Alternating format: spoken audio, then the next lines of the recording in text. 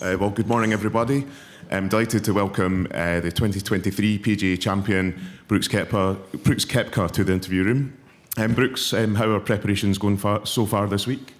Yeah, it's been good. Got in Sunday night, so saw a bit of the golf course yesterday. First 7 holes, and then kind of skipped over. Played, I think, 14, 17, 18. So good 9 holes in. Pretty much exactly how I remember it. It's a good golf course, fun. Links golf I love, so be a good test this week. Okay, we'll take questions from the floor. If you raise your hand, we'll get a microphone to you. Sweet. Okay, microphone number 1. Hi, Brooks. You saw the course once in 2014. How do you reflect on that experience, and how does Hoylake set up for you as a course fit? Well, probably a little bit different golfer than I was in 2014. But I mean, the course sets up really well. I think it's links golf's all about avoiding bunkers and positioning yourself in the right spot and playing smart, and it just comes down to making putts. I think it's a good golf course. I don't think length is a huge advantage out here, so it'll be interesting to see. Okay, Bob. Brooks, how's your game compared to where you were at the PGA and during that stretch? Is it the same, or have you lost anything or gained anything, or how would you assess it? No, I feel like I'm playing just as good. Still feel pretty disciplined, focused, so game's there. I've been practicing quite a bit, so we'll see how the week goes, and I mean, it's a major, so probably should be up for it. Okay, we'll just go to Rex. Brooks, I didn't do the math correctly. Did you play 17 yesterday, did you? Yeah.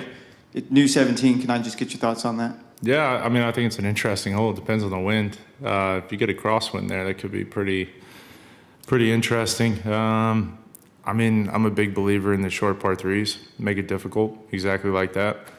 I'm not a huge fan of 260, 250, and it kind of takes, I don't want to say the excitement out of it, but it's kind of boring. You already know it's a 3-iron, and everybody's hitting to the same spot, where I think all the best par threes in the world that have ever been designed are 165 yards or shorter. 12th at Augusta, Sawgrass. Postage Stamp. There's a bunch of them, and you can walk away with 5 just as easy as you could too. So I like it. Would you hit there yesterday, just out of curiosity, with the winds? I think it was playing a little into. I think I hit 9-iron. Okay, next question from the front. Hi, Brooks. Obviously, the big topic is still dominating golf is the live and the divide in the sport. We know there's been the peace deal, there's been the talks, but Rory McIlroy in particular still seems to be quite strident in his feelings towards it. Do you think that some of the feelings have gone so deep that they'll never quite be healed between some of the players, or do you think maybe some of the players, with reference to Rory, maybe need to kind of forget about it and move on? That's probably a question for them. Probably you should ask Rory that. I mean, I don't know. I can't speak for him. I know me and Rory have had quite a few good talks over the last, year, maybe a couple months. But yeah, everybody's entitled to their own opinion, how they feel about it. To me, I don't have enough information on it to even know how to feel, what to think. But that'll probably be coming in the next few months, I'd say.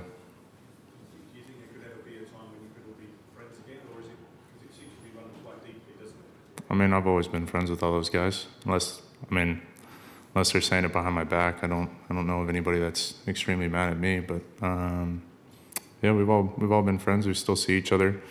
I think everybody thinks there's this, just because there's a divide with LIV and the PGA Tour, that the players are actually divided, and I don't think that's the case at all. Okay, the next question, microphone number 1. Morning, Brooks. Just as a follow-on for that, obviously with everything that's transpired over the last sort of year, what have you learned about yourself? What have I learned? We're going to be a dad, so that's probably a little different. I'd say definitely more off the golf course. Just getting ready to be a dad, I think, is the main thing. How are you feeling about becoming a father? Yeah, it'll be fun. I'm excited for it. It's been an interesting few months. I just prepping for it all. Golf's probably going to take a back seat. My family will take priority, but yeah, got to manage my time a little differently, which will be interesting, and I'm excited for it. Okay, Doug. Jenna and Kristen McDowell are doing all the prep right now, so I'm just enjoying working for a month straight. Yeah, I mean that's typical, right? I had two things for you, Brooke. You played a practice round with Zach yesterday? Yeah. How did that come about? And I walked on the first tee right behind Scotty. He didn't have a tee time, neither did I, and neither did Zach, and neither did Cam. So there was a good little wait, so we all played. Ryder Cup discussions at all? Yeah, I mean, it was fun. We get to talk about it a little bit, just what's going on, and I guess how the team's shaping up. It's kind of interesting. And as it relates to the majors and your formula for such great success, when did you figure it out, do you think, as you look back? And what did you learn? Probably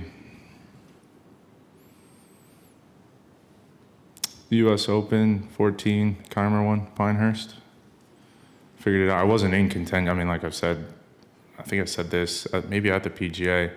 I wasn't in contention because Martin was so far ahead of everybody, but there was still something to battle for, right? Second place, just the pride of it. But just play very disciplined, conservatively aggressive, and just stick to the game plan no matter what the situation calls for, whatever situation you're in. Just be as disciplined as you can and know where to miss it. I think that's why I've had such success. It's just understanding the moment, the shot, and where it needs to miss. Okay, Sean. Brooks, in LA, you kind of shared some thoughts on course design features that you're not keen for, like blind tee shots. I'm curious if you have much an opinion on internal out of bounds and maybe how it plays into a factor this week.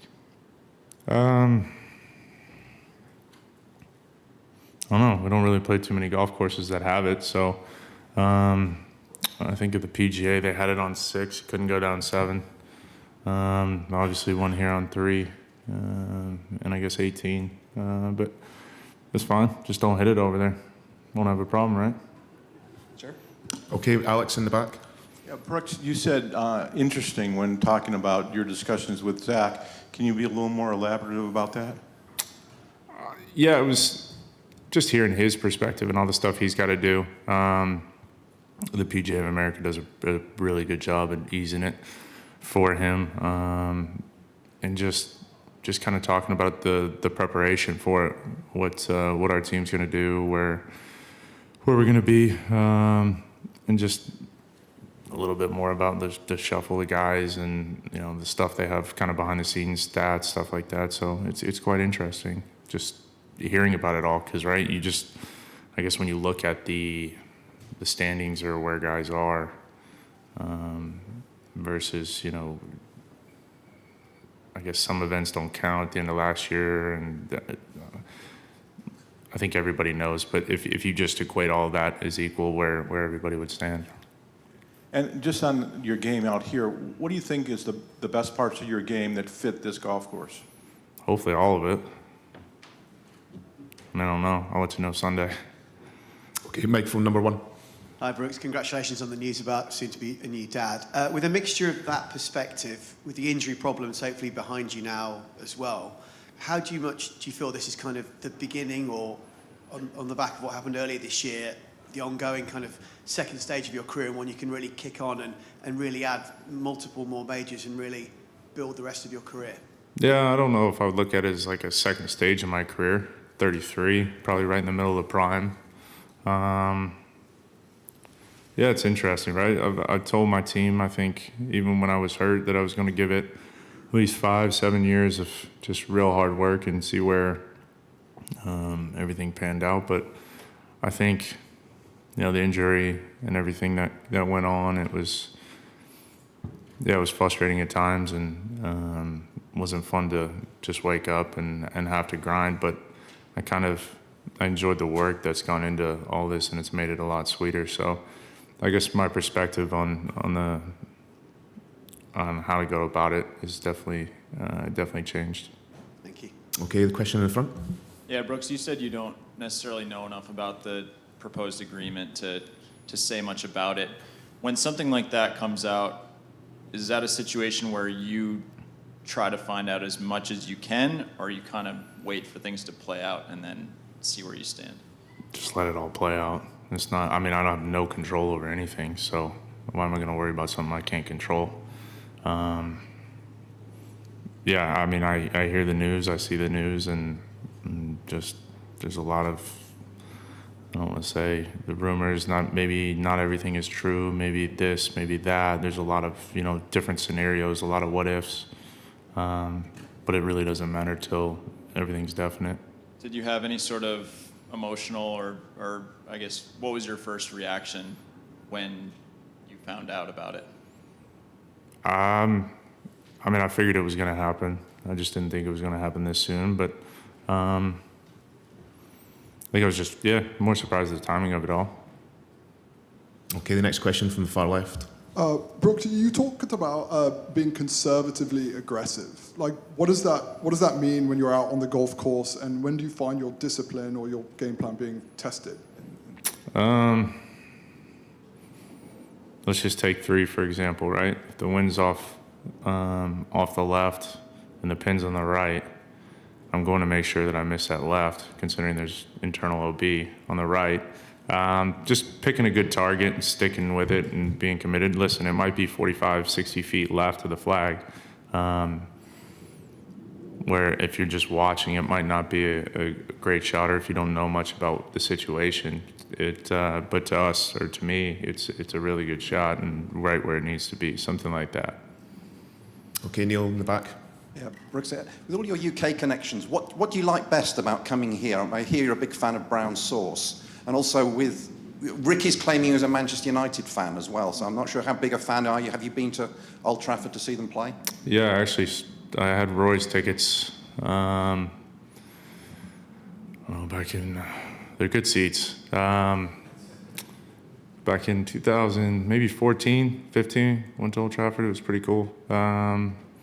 Used to, I think it was the week of the Ryder Cup, maybe. I don't know, I wasn't playing clearly. But yeah, way back in the day, used them. It was awesome, had a great time, but yeah. And brown sauce is pretty good, just had some, yeah. And how close do you follow Manchester United? All the money you've won over the last year, are you in for buying them as well? I could use a little more, yeah. I think that's a bit out of my price range, but yeah. Okay, John in the front. Brooks, in this proposed merger, one of the things that became clear was that Greg Norman's, under the proposal, Greg Norman is likely to be eased out. Do you have feelings of sympathy for that? I know you're going to say it's hypothetical, but how did you get on with him? What sort of job do you think he's done? What did you think when you saw that his future, if this merger went ahead, would not be, he wouldn't be involved? Like I said, it's a bunch of what ifs and scenarios, and nothing's finalized. So until it's finalized, I mean, you don't count the winner out here on Saturday just because they're at the top of the leaderboard. You wait till Sunday to figure it out. So when all of it's said and done, we'll see what happens. But I mean, I've gotten along great with Greg. Obviously had to have more communication with him probably over the last year than I've probably had in the last 5 years previous to that. But just we're down the same area, so we always had communication. Pretty good friends with his son, so we've been in touch for a while. Do you think he's done a good job? Yeah, I mean, I think he's done fine. I mean, it's all perspective, right? Yeah, well, your perspective is very interesting. Yeah, he's done fine. I don't think, from everybody else, it's up to them. Everybody's allowed to interpret it different ways. Okay, we've got 3 questions in the room. We'll take these and then before we finish. Microphone number 2. Hi, Brooks. I just wondered, are you a little bit, like most of us blokes, a little bit scared about becoming a dad? It's quite a big responsibility. I know I was terrified. And secondly, just picking up on your earlier answer, would it be kind of the ultimate sign of friendship? Would you be brave enough to ask for Rory's tickets for Manchester United again with everything that's gone on? Do you think you'd have much of a chance? I've hung out with Rory for, like I said, the last 6-8 months. I mean, we still practice together. I've had multiple conversations. We've talked about a bunch of different things, life, just off the golf course, and he's told me some stuff that's gone on with him that I really appreciate. He's opened up, so I don't see why he wouldn't. And like I said, we've always been friends. But yeah, becoming a new dad, yeah, there's bits of you that are probably a little nervous, and I mean,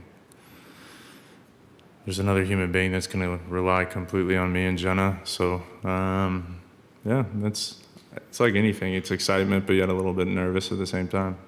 Best of luck. I'm here for you if you need it.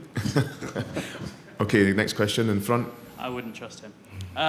You mentioned taking a bit of time off and maybe golf taking a bit of a back seat when you do become a father. Do you think that would have been possible or viable or even conceivable before the injection that Live Golf brought? Do you think that's kind of part of the attraction, is that you will be able to take a bit more time and a bit more financial security as well? I just think it comes down to family being first for me. It's all what your priorities are. I mean, if your priority isn't family, that's fine, that's cool. But that's where mine lies. And so that that decision that you made, maybe that was in the back of your head or the front of your head. My job has nothing to do with my family. Okay. Okay, final question at the back. Hi, Brooks. This is your 9th Open, and you've had 4 top 10s in the last 8 Opens. You said you love links golf. Have you managed to play much links golf leading up to this week? And what is it about your game that allows you to play well at links courses? I think what helps me the most is probably my creativity, seeing different shots.